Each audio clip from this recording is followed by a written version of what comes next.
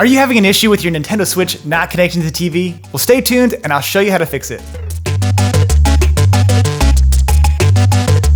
There are a few different things to try when your Switch won't connect to the TV, but the very first step is to make sure you're using the right cables. It's important to connect your Switch dock using the power cable and the HDMI cable provided by Nintendo. Using third-party cables could brick your system. Once you've confirmed you're using the right cables, you need to make sure you're connecting them in the correct order. Start by removing your Switch from the dock. Next, plug the AC adapter into the dock using the port labeled AC adapter. Then plug the other end of the adapter into the wall outlet. Now, plug one end of the HDMI cable into the port on the dock, and then plug the other end into your TV.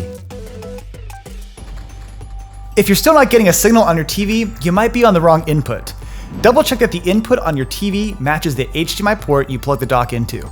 If you're still having trouble connecting, try reseating your Switch in the dock. Sometimes dust or other debris get in the way of your Switch making a solid connection with the dock, and this can prevent your Switch from showing up on your TV.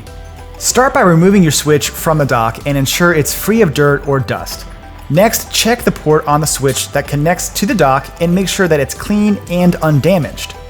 Now, with the screen facing the Switch logo on the front of the dock, place the Switch into the dock until you feel it settle in.